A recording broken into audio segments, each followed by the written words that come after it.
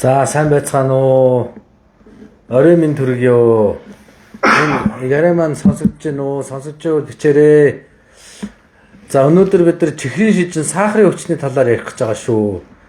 Тийм учраас та бүхэн маань сахарын өвчний талаар хэрхэн сахарын өвчнөөс өөрийгөө хамгаалах уу? Хэрхэн одоо зөв оншилгоо эмчилгээ хийх үү гэдэг талаар мэдлэг цуглуулах бол өнөөдөр яралтай ороод ирээрээ гэж хэлмээр байна. За тэгээд нөгөө уламжлал ёсороо нөгөө бид нар чинь нөгөө гоё ном байгаа штэ. Энэ номыг аваад өгдөг. Номоор суглаага эхлээ суглана. Тэгээд суглааны маань хонжир бол энэ таны биеийн нууцуд гэд миний бичсэн одоо ийм сайхан ном байгаа. За энэ номон дээр бол маш одоо хүний биетэй холбоотой сонин хачин хүний эрүүл мэнд болон эрүүл явахтай холбоотой эсвэл хүний биеийн үйл ажиллагаатай холбоотой сонин хачин сонирхолтой сэдвүүдийг одоо цуглуулж бичсэн. За энэ цуглуулж бичсэн гэдэг утга нь одоо ямар утгаар цуглуулж бичсэн гэж байгаа юм бэ гэхээр зэрэг би одоо анагаах ухааны чиглэлээр анх сурж эхэлснээс хойш одоо ингээд одоо эмчийн мэрэгчлэр ингээд олон жил ажиллаж штэ. Тэгээд энэ хугацаанд миний толгойн дотор орж ирдэг, миний дотроо ингээд бодохдоо энэ их сонирхолтой юм биш шүү гэж бодогдсон зүйлүүдийн асуултуудыг бүгдийг ингээд бичээд тэгээд тэрнийхээ хариултыг ингээд одоо зарим нэг нь бол шууд бичээ, зарим нэг нь бол өөрөө судалж за энэ ямар учиртай юм болоо гэж одоо цуглуулж бичсээр байгаад ингээд ном болгочихсон. Өөрөөр хэлбэл хүний дотор ч нэг сониуч зам байдаг штэ. Тэр сониуч зандаа хөтлөгдөөд за тэр сэдвэрээ ингээд судалсаар агаад ингээд цуглуулсаар агаад нэг 110-аад сэдвийг ингээд цуглуулад ингээд ном болгочихсон. Тэгээд энэ дээр бол одоо хүний дотор бодож явдаг сонирхолтой юмнууд бол маш их олон байдаг л да. Жишээлбэл энэ дээр мухар олгооны үүрэг гэдэг сэдв байж байгаа жишээтэй тий. Тэгэхээр мухар олгоог ахуулсан хүмүүс зөндөө байдаг. За ахуулсныхаа дараа одоо ямар одоо хор уршиг байдгийг эсвэл мухар олгоо гэдэг юм чи хүн дээр нь хэрэгтэй юм уу хэрэггүй юм уу гэдэг ийм нэг бас нэг хүний дотор байдаг юм бодол байдаг штэ. Иймэрхүү юмнуудыг одоо цуглуулсан. Өнөөдөртэй холбоотой юм сэдв байж жишээлбэл санаанд оромгүй сахарын хэрэглээ гэж. Бид нар одоо жишээлх юм бол өдөр болгон маш их одоо сахарлаг, чихэрлэг юмнууд хэрэгжилж байгаа штэ. Тэгээ тэрний цаана одоо ямар нууц одоо хэрэглээ байдгийм бэ гэдэг талаар нэлээд бичсэн. Жишээлх юм бол бид нар сахар идээгүй гэж бодож байгаа ч гэсэн нүүрс усаар их хэтэрхий баялаг юм идээд байх юм бол бас сахарын өвчин үүсэх эрсдэлтэй гэж явдаг л да. За транс тосны тухай ч юм уу транс тос яагаад хүний биед хортой байдаг вэ гэх мэтчлэн. За ийм одоо сэдвүүдээр бол энэ ном бичигдсэн байгаа. Хэдийгээр номын дэлгүүрүүдэд байгаа ч гэсэн би бол та нарт одоо азтан тодруулаад нэгийг бол лайвынхаа дундуур энэ лайванд бас оролцож байгаа хүмүүсүүдэд бас урамшуулад нэг номыг бол ингэж суглаагаар бэлгэлж байгаа шүү. Энэ баг одоо сүүлийн баг 5-6 лайв дээр бол дандаа ялагчийг одоо тодруулж ингэж бэлгэлж байгаа юм аа. За тэгээд та бүхнийг ороод ирэхийг хүлээнгээ суглаагаа эхлүүлэе гэж бодож байна. За манайхан хэр орж ирж байгаа шүү байна одоо. За ер нь жоохон олон хүн орж ирсний дараа суглааг эхлүүлэе гэж бодож байна. Тийм учраас 1 минут хүлээе. Энэ хугацаанд бол та бүхэн бусад оролцогчдыг урьж цуглуулад дуудаад лайв руу одоо оруулаад ирээрээ. За тэгээ лайванд ороод ирсэн улсуудын дунд суглаагаа явуулнаа. За тэгэхээр зэрэг дор хаяжны 100 хүн одоо цугларсны дараа лайв маань одоо эхэлдэг ийм дүрмтэй байгаа. Тийм учраас бусдыгаа сайн шеэрлээд энэ лайвыг шеэрлээд за дагах улсууд нь дагж иж болно. За юу энэ одоо тоомоо гэж болоогүй шүү. Юу тоо гэж яваад. За одоо энэ суглаан дээр тоо бичдэг ийм дүрмтэй. А одоо бол энэ тоог бол бичих арай болоогүй. Суглаа яг эхэллээ гэхлээр зэрэгэл эхэлнэ. Тийм учраас та бүхэн маань одоохондоо бусдыгаа сайхан цуглуулад лайвнда идэвхтэй оролцуулаад ингэ байж байгаарэ. За өнөөдрийн сэдэв бол сахарын өвчин байгаа. За сахарын өвчнийг бол дотор нь бол 3 ангилдаг. Гэхдээ бид нар энэ 3 одоо ангилж байгаа сахарын өвчнийг бол гурвуулангийнхэн тухай ярих болно. Яг гэвэл сахарын өвчин Монгол улсад маш их хурдтай нэмэгдэж байгаа.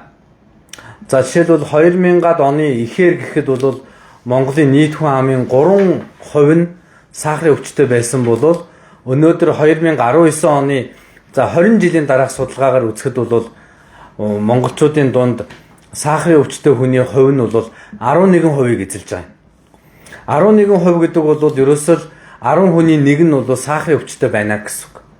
Энэ бол асар өндөр тоо. Бид нар одоо жишээлбэл 20 30 жилийн өмнө бол монголчуудын за 20 30 жилч биш те нэг 10 хэдэн жилийн өмнө бол монгол хүний 3 хүний нэг нь БЦ вирусын аль нэг нь халдварыг нь бол авцсан байсан. Энэ тоо бол одоо харин буурч эхэлж байгаа. За эсвэргээр ямар тоо нэмэгдэж байгаа гэхээр зэрэг чихрийн шижинтэй хүний тоо бол одоо 10 хүний нэг нь чихрийн шижин гэдэг өвчнөд болж эхэлж байна. За гэтэл 15 жилийн өмнө намайг одоо Америкийн нэгдсэн улсаас Монголдо ирж явах үед бол 10 хүний нэг нь элэгний Б вирустэй байсан. Монголын нийт хүн амын 10-1 нь элэгний Б вирустэй байсан. Гэтэл одоо 10-1 нь элэгний биш, вирус биш, 10 хүний нэг нь сахарын өвчтэй болж байгаа юм байна гэж. За тэгээд намайг бүр анагаахын дээд сургуульд анагаахын одоо оюутан байх үед бол биднэрт чихрийн шижинтэй хүн хайгаад олддоггүй байсан. Эмнэлэг твж байгаа улсуудад ингээд шалгаад одоо чихрийн шижинтэй хүнийг одоо үзэх гээд бид нар ч бас эмнэлэг дээр дадлах хийдэг штэ. Дадлах хийж байгаад ингээд чихрийн шижинтэй хүнийг үзэх гээд тэгэхээр зэрэг чихрийн шижинтэй хүн одоо эмнэлэг твж байгаа хүмүүсийн дунд олддоггүй байсан. Гэтэл одоо ингээд хэвтэж байгаа улсууд дотор бол захын хүнийг ингээд үзэхэд бол чихрийн шижинтэй хүмүүс бол маш олон байдаг болчихсон байна. Тэгэхээр энэ өвчин бол хэрхэн яаж эхэлдэг юм бэ? Ямар эрсдэлт хүчин зүйл явагддаг юм бэ гэдэг талаар өнөөдөр үзэн тэгээ яаж энэ өвчнөөс өөрийгөө хамгаалах вэ гэдэг тал дээр бас ярилцах болно. За хэр цуглаж байна да? Ороод ирэхээр зэрэг эхлүүлэе гэж бодож байна. Суглаагаа эхлүүлэхэд бэлэн болж байна уу? За өнөөдөр маш их оролцоо маш их одоо сул байна. Тийм учраас жоохон дахиад 1 минут хүлээе. За энэ хугацаанд та бүхэн маань асууж тодруулах юм байвал одоо ороод ирээрэй гэж хэлмээр байна. Асууж тодруулах юм байвал ярьж бай, минд мэдж бай. За тэгээд лайва эхлүүлэхэд миний хувьд бол бэлэн болчлоо шүү гэж хэлмээр байна.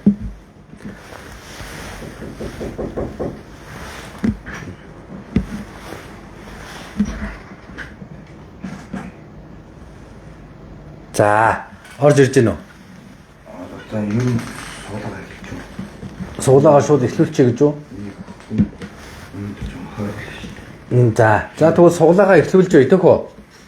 За тэгээд би одоо энэ дээр бол нэг тоо бичнэ. Энэ тоо бол одоо 1-ээс 100-ийн хооронд тоо байх болно. 1-ээс 100-ийн хооронд тоо.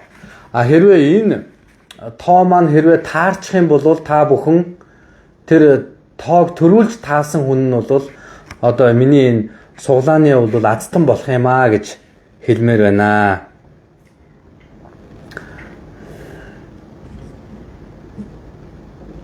За ер нь бол тоогоо бол би бичээд дуусчлаа.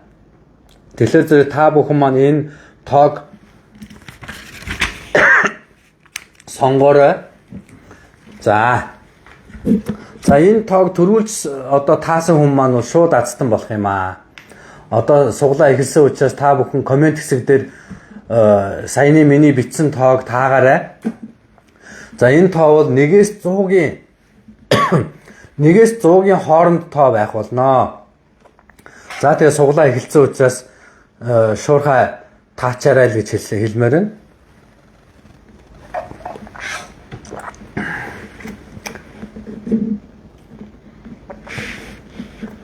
За суглаа азтан тодорч гэнэ үү?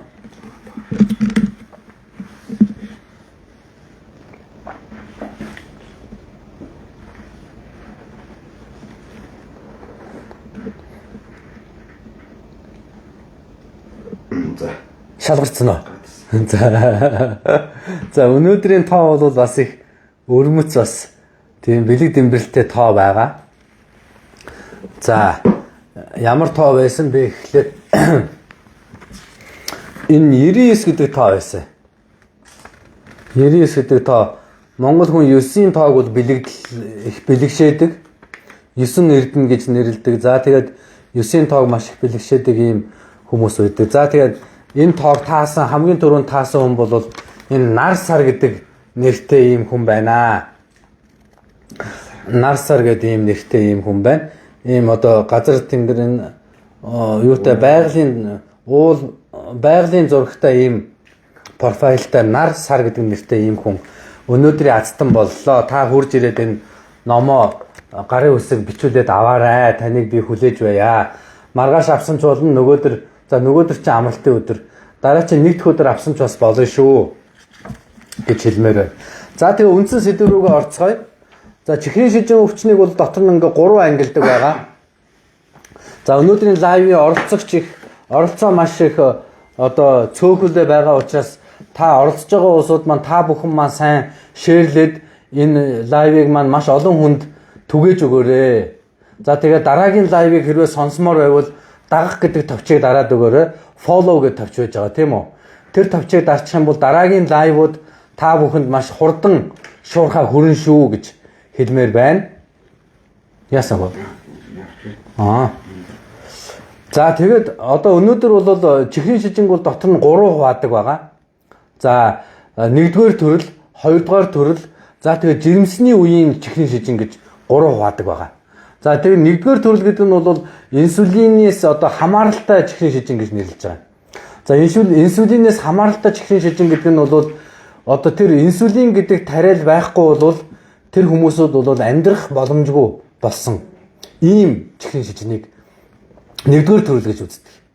За энэ 1-р төрлийн сахарын чихрийн шижин ямар үед тохиолддог вэ гэхээр зэрэг голдуу бага насандаа тохиолддог. За голдуу бага насандаа хүнд ханиад тусдаг ч юм уу, хүнд халдвар төвчин туссны дараа нойр улчирхаан дотор байдаг инсулин ялгаруулагч эсүүд нь бол одоо үхэж байхгүй болсноор одоо гэмтснээс болоод тэр нойр улчирхааны одоо инсулиныг ялгаруулах чадвар байхгүй болдог. За тийм учраас инсулин байхгүй бол тэр хүүхдүүд бол бүхэн насан туршдаа чихрийн шижингээс бол салахгүй ийм өвчин тусдаг.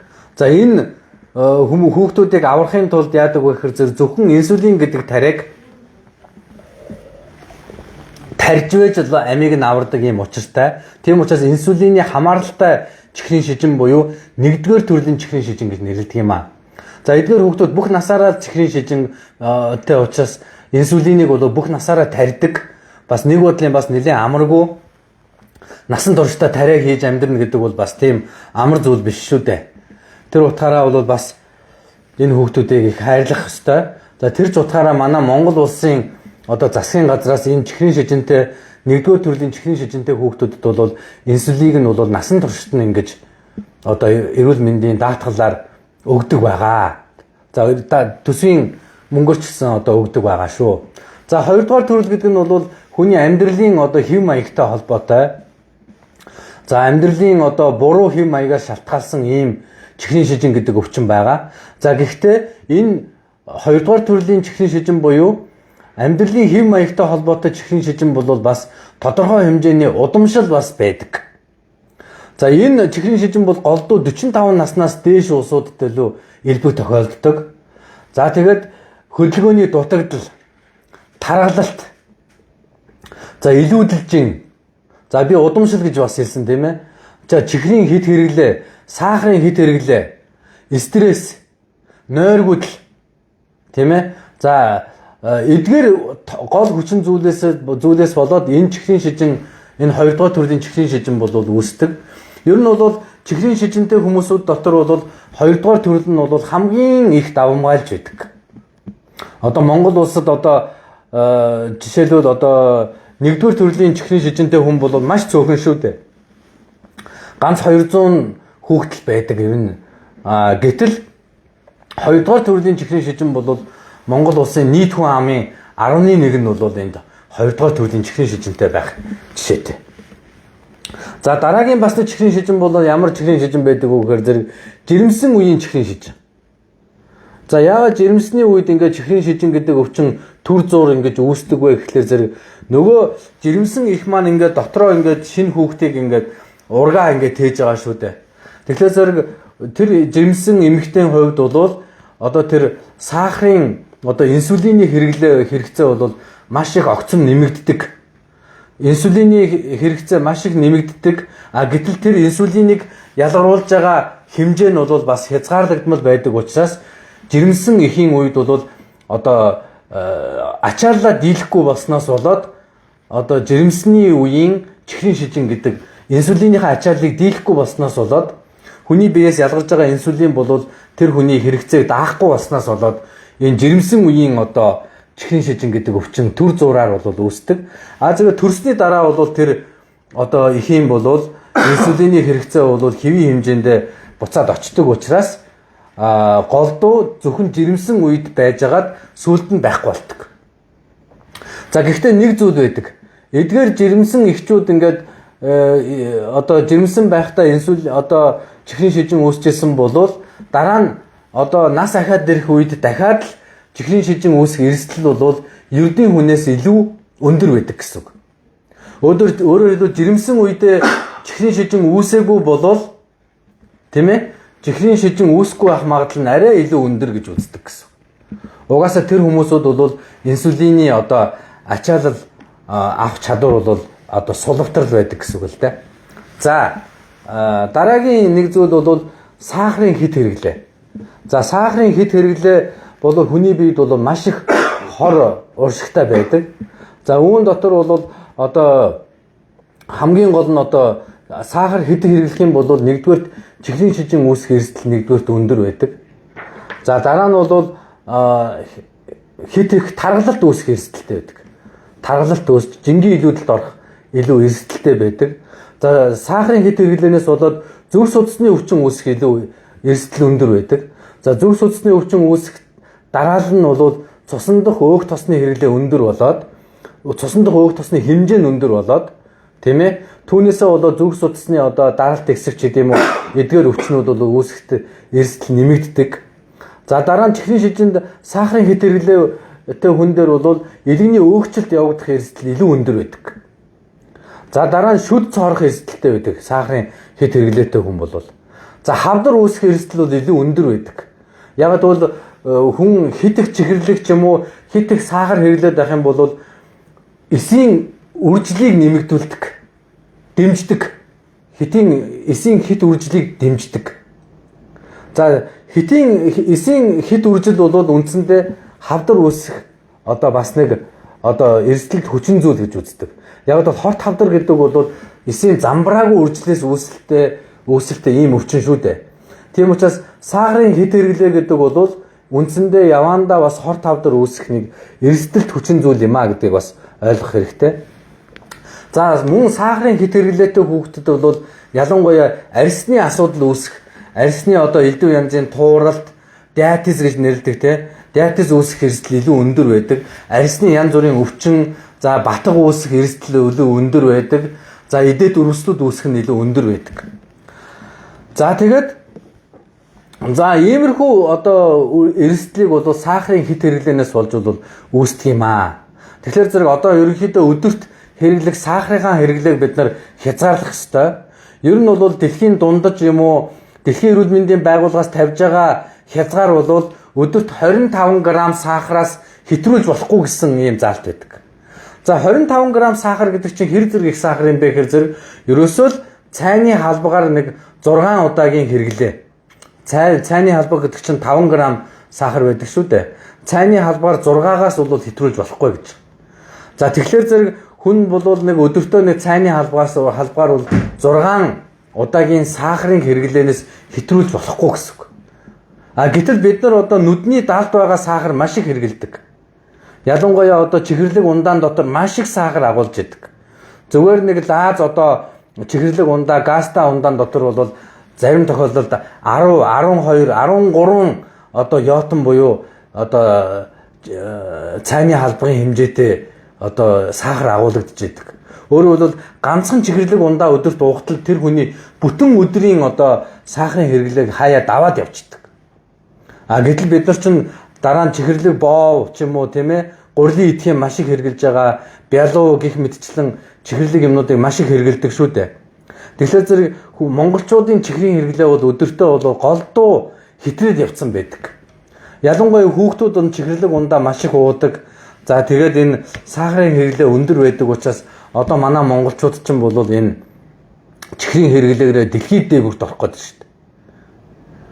Тийм учраас биднүүсийн ирээдүй бол ерөөсөө чихрийн шижин гэдэг одоо аюултай одоо чимээгүй тахлаас үр хүүхдүүдэд яаж хамгаалах вэ гэдэг энэ сэдв рүү л одоо орчихсон байж байгаа.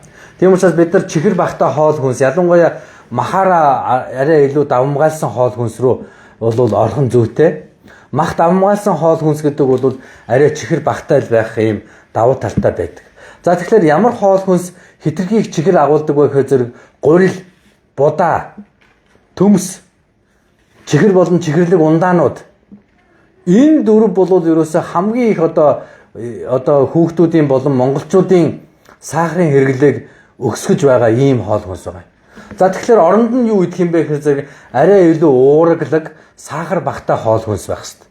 За түүн дотор нь юу орж ирэх вэ гэхээр зэрэг дахиа, за загас, за тэгээд мах. Одоо 5 хушуу малны мах бол чихэр их багтаа гэж үздэг. За бяцлаг байж болно. За цагаан эдээг бол хэрвээ чихэргүй хэрэглэх юм бол маш их одоо сахарын хэрэглээ нь сахарын орц нь бол их багавтар байдаг. Гэтэл маш их элсэн чихрээр ингээд зуурч хэрэглээд байх юм бол цагаан эдээ ч гэсэн одоо сахарын агуулмж өндөртэй болоо явждаг. За тэгээд дараа нь бол шош, вандуй. За ногоонууд, хүнсний ногоонууд одоо төмснөөс босод хүнсний ногоонууд бол сахар одоо нүүрс ус их багтаа байдаг учраас чихрийн шижин үүсэх эрсдэл бол харьцангуй бага байдаг. Тийм учраас төмс гэдгийг бол жоохон болгоомжтой хэрэглэх хэрэгтэй. Төмсийг маш их хэмжээгээр хэрэглээд байвал тэр дотор бол цардуулын хэмжээ бас их байдгиймаа гэж хэлмээр байна. За цэвэр одоо цэцгийн тос бол эрүүл одоо сахарын одоо агуулмж багтаатай орно. Авокадо бол бас сахарын агуулмж багтай. Самарнууд байж болно. Самарнууд бол одоо нүүрс ус, сахарын агуулмж багтай хоол хүнстэй ордог юм аа.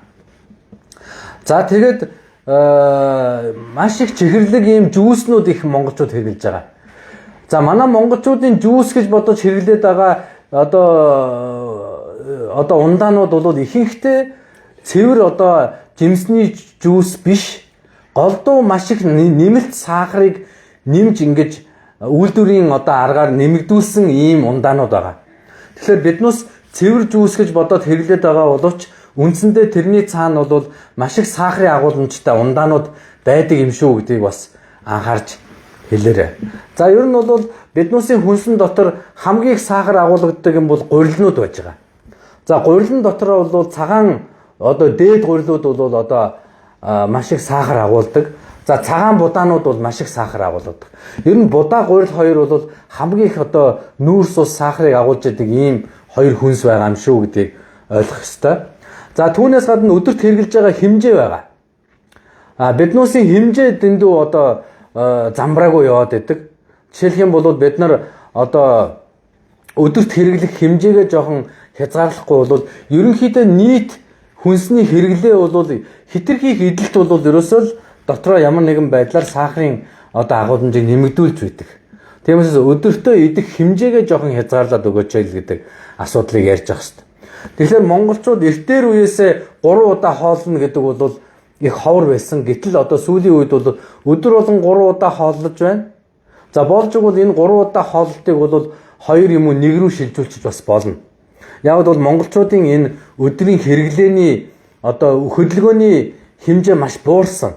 Монголчууд дандаа суугаа ажил хийдэг болсон. Монголчууд хөдөлгөөн маш багтаа одоо ажил төрөл хийж байгаа. Хамгийн хөдөлгөөн хийж байгаа усуд бол хөдөөний малчид байгаа.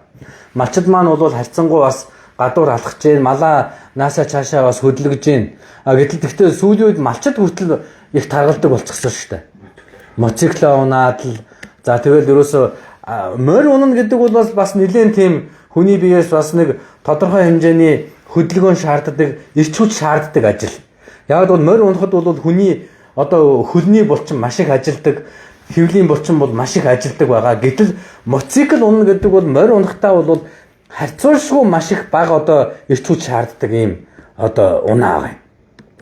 Морь унж байгаа хүн бол маш их энерги зарцуулж байгаад мотоцикл унж байгаа хүн бол зүгээр л ерөөсөө маш их бага энерги зарцуулж байгаа. Тэгэхээр зөв сүүлийн үед манай малчдын дунд хүртэл одоо таргалалт ихтэй малчд бол бас гараал ирж байгаа. Над дээр үзүүлж байгаа улсууд ингээд малчд дотор бол нэлээд том гидсэн ингээд томорчихсан одоо гүзээтэй том гүзээтэй малчд бол маш их болсон. Яагаад ингээд таргалаад байна гэхээр зэрэг мотоцикл унаад байгаа шүү дээ л гэж. Тэгэхээр энэ бүхэн бол явж сүүлдээ бол биднүүсийн бодисын солилцооны өвчнөд бол хүрэх гээд байгаамаа. За тэгэхээр зэрэг энэ хоёрдугаар төрлийн диабет гэдэг бол хамгийн түгээмэл одоо сахарын өвчин байгаа. За энийг оншилохын тулд бид нар яаж оншилдог вэ гэхээр зэрэг эхлээд бол өлөн үеийн сахарын хэмжээг үздэг. За өлөн үеийн сахар 100-аас 125-125-ын дотор бол бид нар чихрийн шижингийн өмнөх үе гэж нэрлэдэг юм. 100-аас дотгошоо байх юм бол чихрийн шижингүү гэж үздэг. Чихрийн шижин байхгүй гэж үздэг. Гэтэл 100-аас 115-ын хооронд өлөн үеийн сахар чинь 100-аас 115-ын хооронд байх юм бол танд бол чихрийн шижингийн өмнөх үе эхэлсэн байна гэж үздэг. За энэ Монгол улсад ийм чихрийн шижингийн өмнөх үед байгаа хүмүүсүүд бол бас дахиад хүн амын 10% эзэлж байна. Тэгэхээр зэрэг нийт монголчуудын 20% нь нэг бол чихрийн шижинтэй, нэг бол чихрийн шижингийн өмнөх үед орсон байна гэсэн. За энэ 20% гэдэг бол одоо маш том тоо болоод ирж байгаа.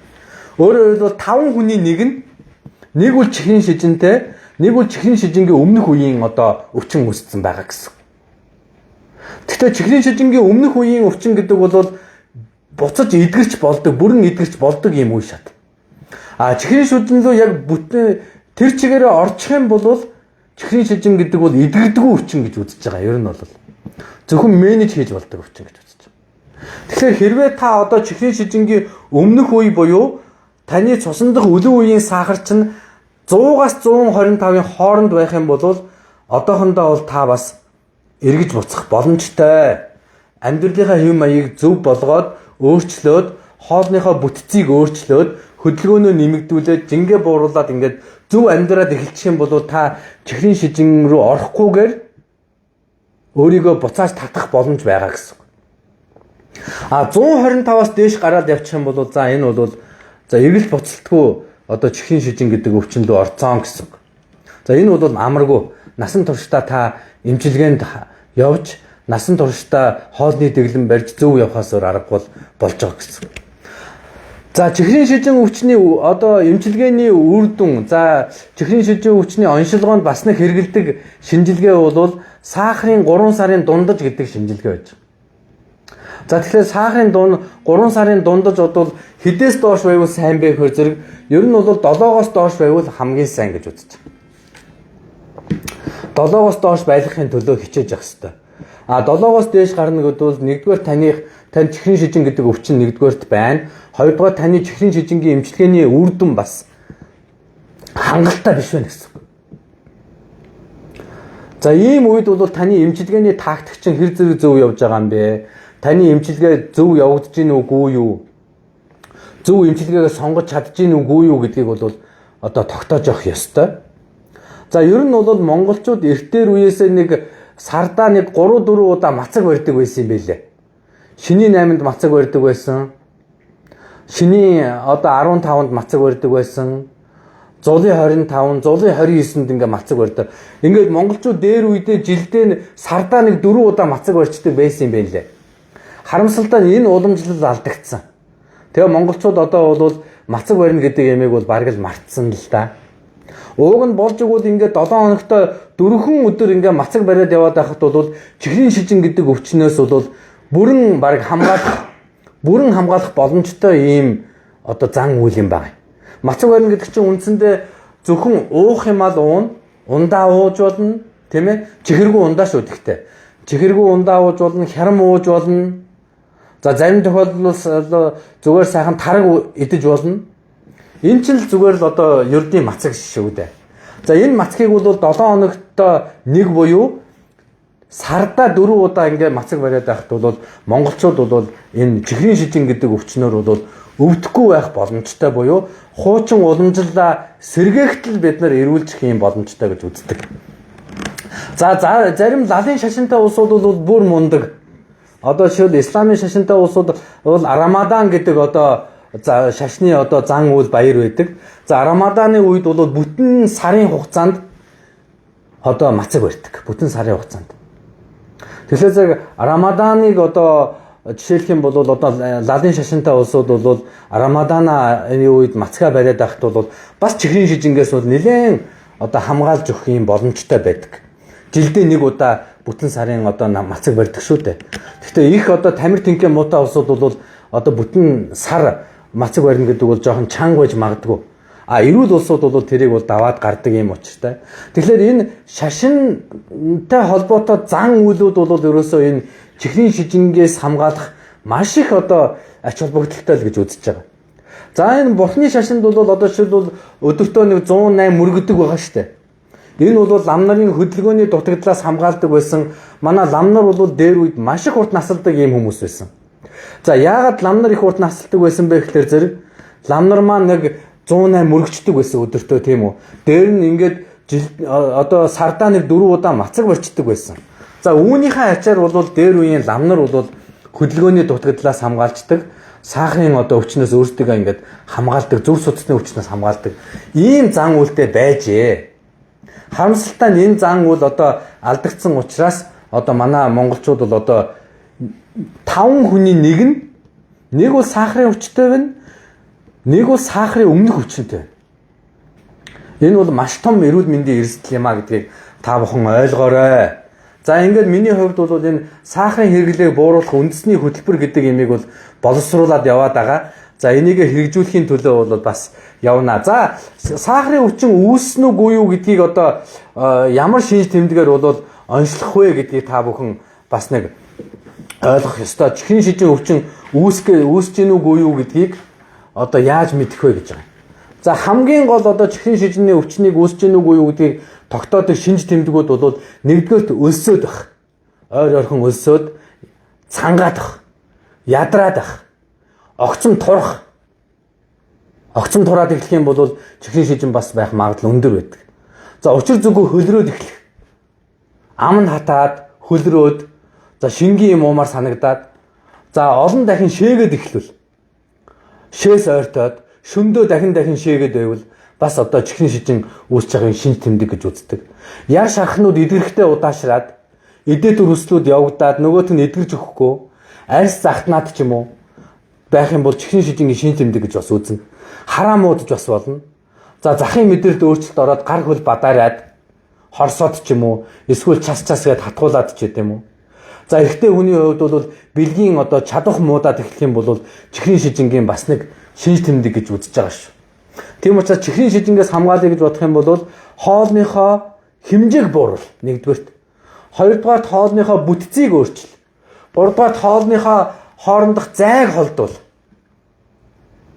За иймэрхүү юмнуудыг л авч хэрэгжүүлж чадах юм бол та чихрийн шижингээс өөрийгөө хамгаална. Хаяа бас ялангуяа эрчүүд бол байна шүү дээ.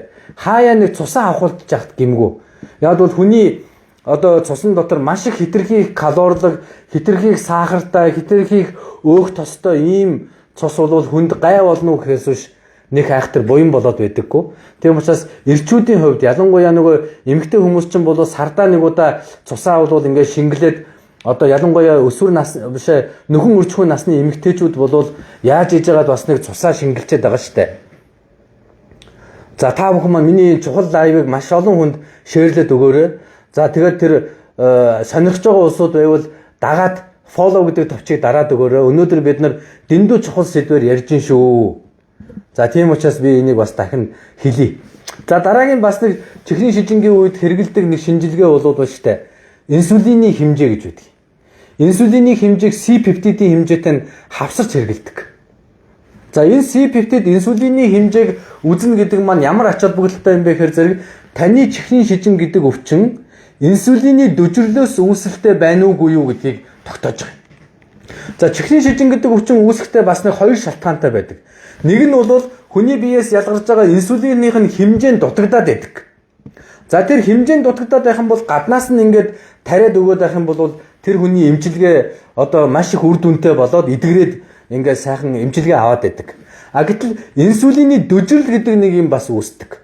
Энэ яагаад дүжрэл гэдэг юм үүсдэг вэ гэхээр зэрэг хүн хэтэрхийг чихэрлэг мэдээлэл байх юм бол инсулин гэдэг бодис чинь болохоор зэрэг хүний биеэс ялгардаг. Тэр их чихэрлэг юм чинь одоо эсийн гүн рүү нь одоо шингээж өгдөг ийм одоо хүний биеэс ялгардаг гормон баггүй да. Энэ гормоныг та дүжрэлтэн сахар хэрэглээд байх юм бол сүүлдээ нөгөө инсулиныхаа чинь танд нөлөөлөхөө болж эхэлдэг. За энэ нөлөөлөхөө байснаас үүсээд танд сахарын өвчин үүсээд байна уу? Эсвэл бол инсулины ялгаралт муудснаас болоод сахарын өвчин үүсээд байна уу гэдгийг инсулины шинжилгээ, C50-ийн шинжилгээ гэдэг хоёр шинжилгээгээр тогтоод юм аа. За үүгээр одоо энэ сахарын өвчнийг одоо шалтгааныг нь тогтоосноор ямар эмчилгээ илүү үр дүнтэй байх юм бэ гэдгийг тогтоож өгдөг ийм учиртай. За тэгэхээр зэрэг манай эмчнэр одоо сүүлийн үеийн одоо залуу эмчнэр бол бүгдөө сахарын өвчнийг маш сайн оншилдог, маш сайн эмчилдэг, маш сайн ойлгодог болох ёстой. Манай эмчнэрийн дунд нэг буруу ойлголт байдаг. Чихрийн шижин гэдэг өвчнийг зөвхөн одоо дотоод шүүрлийн эмчнэр л мэдчих ёстой, зөвхөн дотоод шүүрлийн эмчнэр л эмчилж явах ёстой гэдэг бол маш буруу. Ерөөсөө л өрхийн эмчнэр бүгдөө чихрийн шижингийн талаар мэрэгжилтэн болсон байх ёстой. Яг бол одоо Монгол улс чинь 5 хүний нэг нь чихрийн шижинтэй болох гээд тийм үү байна штэ. Нэг бол чихрийн шижинтэй, нэг бол чихрийн шижингийн өмнөх хүчинтэй болчиход байна. Тэгэхээр зэрэг манай эмч болгон одоо чихрийн шижин гэдэг өвчнийг бол зөв оншилж чаддаг, эмчилж чаддаг. За арга хэмжээг зөв авч чаддаг байх хэрэгтэй. Хэрвээ энэ өвчнийг дутуу оншлоод мэдхгүй яваад байх юм бол одоо гинтийн одоо оншилж чадаагүйгээс болоод сахарын шокын одоо кетоацидоз гэдэг одоо шокноос болоод нас орох тохиолдлууд байдаг. Бидний одоо эргэн тойронд байдаг одоо залуу улсууд чихрийн шижинтэйгээ мэдхгүй явж байгаад гинт одоо энэ шокоор бол нас орсон тохиолдлууд бас мэрсэр байгаа штэ. Энэ бол дэндүү харамсалтай. Яг гэвэл чихрийн шижингийн шок гэдэг юмыг бол урдсан сэргийлж болдог, эмчилж болдог, хянаад явж болдог юм өвчин байхгүй юу да. Гэтэл залуу хүмүүсүүд чихрийн шижинтэйгээ мэдхгүй явж байгаад одоо гинт нас орох тохиолдлууд бол мэрсэр байсан, тийм ээ. Ийм юм битгий тохиолдосоо гэж би одоо хүсэж найдаж байна. За комент байвал авъя. За эмчилгээний хувьд. За эмчилгээний хувьд бол эмийн эмчилгээ гэж байгаа, тарианы эмчилгээ гэж байгаа. За эмийн эмчилгээ бол эхлээд анхан шатны эмчилгээ явагддаг. Эхлээд дөнгөж сахарын өвчтэй болж байгаа улсуудад бол зан үйлийн одоо өөрчилдөг, амьдралын хэв маягийг өөрчилдөг, идж байгаа хоол хүнсийг өөрчилдөг. Тэгээд эмтэйгээ хавсраад явж болдог. Зан үйлийн өөрчлөлт. За ингээд эмтэйгээ хавсраад явж байтлаа үнэхээр эмээрээ эдгэрэхгүй болчих юм бол яах вэ гэх юм бол нөгөө тарианд ордог. Тэгэхээр эмчилгээний явц хэр зэрэг амжилттай болж байна гэдгээс шалтгаалаад тариа тарах уу юу гэдэг рүүгээ ордог. За тарианд орчих юм бол голдуу насан туршдаа тарьдаг. Ийм юмж байгаа. За тэгээ анхан шатны эмчилгээ гэж юу ямар эмчилгээ хийх юм бэ гэхээр хамгийн түрүүнд хамгийн энгийн эмчилгээ хийж эхэлдэг. За энэ эмчилгээ бол метформин гэдэг юм байгаа.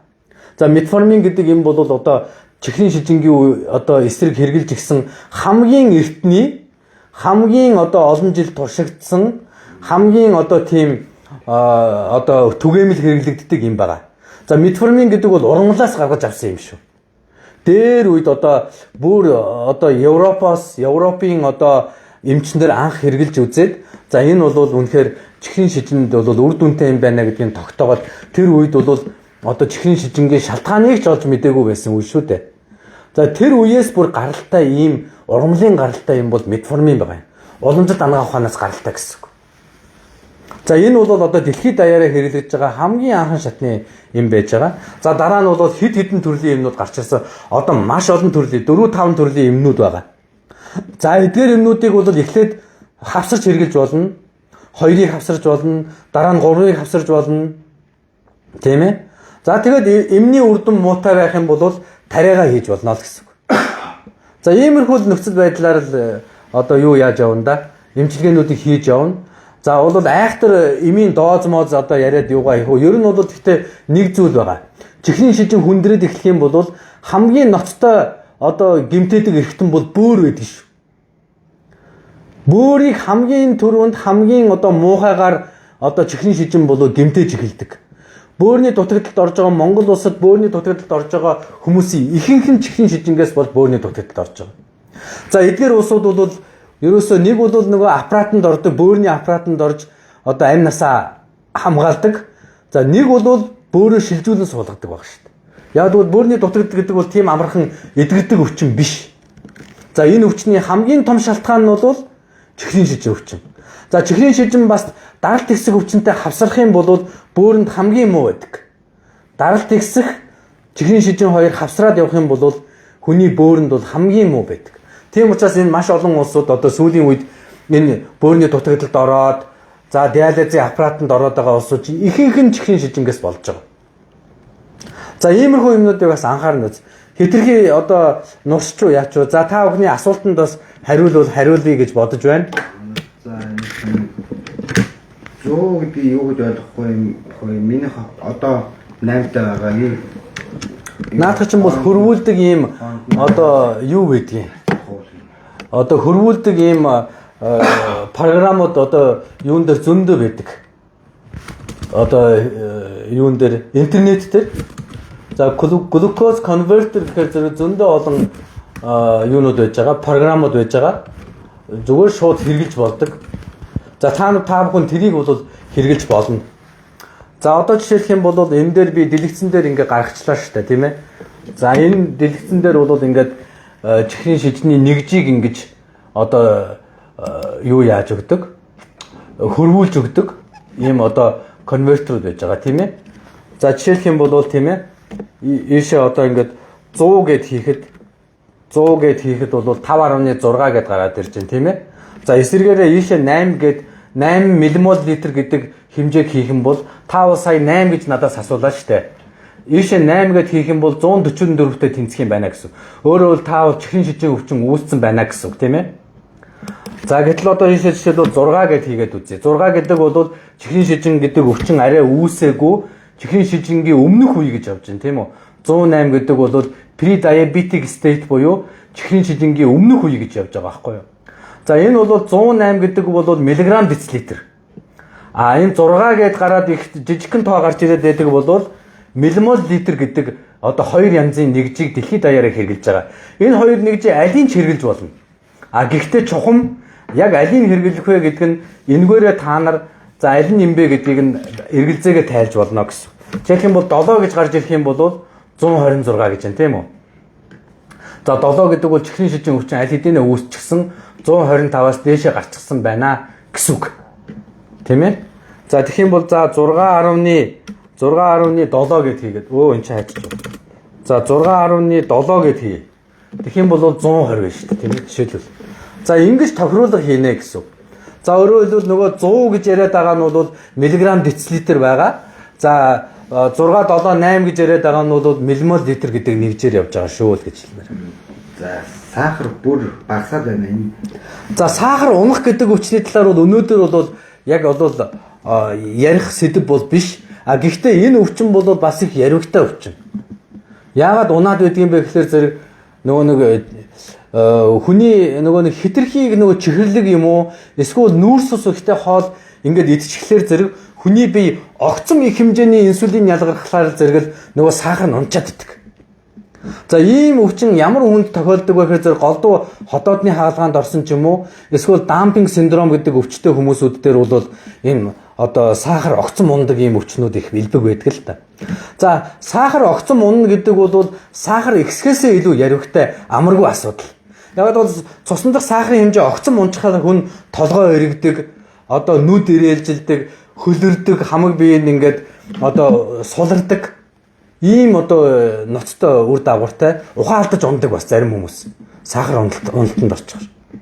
Тэр зэрэг энийг бол одоо тусад нь бас ярих ёстой гэж хэлмээр байна. За наадмаар та ямар хуваар?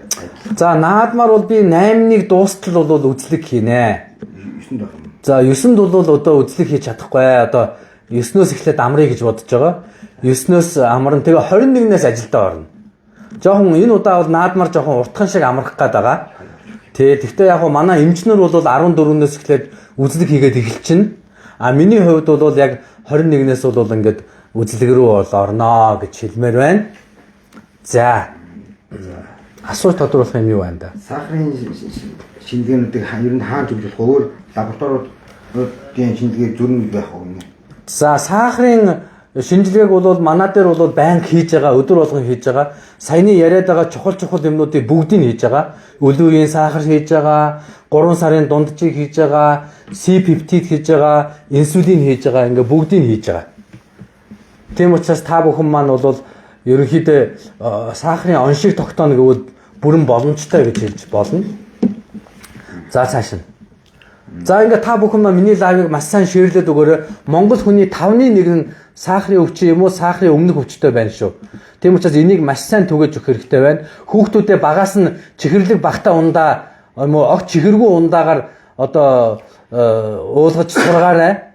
Багаасаа нялуун ундаа уугаа сурцсан, хитрхи чихэрлэг ундаа уугаа сурцсан хүүхдүүд бол насан туршдаа чихэрлэг ундаа уух гэдэг дээ шүү. Тийм учраас багаас нь хүүхдүүдээ сайн одоо хайрлаарай гэж хэлмээр байна. За ингээд анхаарал хандуулсанд баярлалаа. Түр баяртай.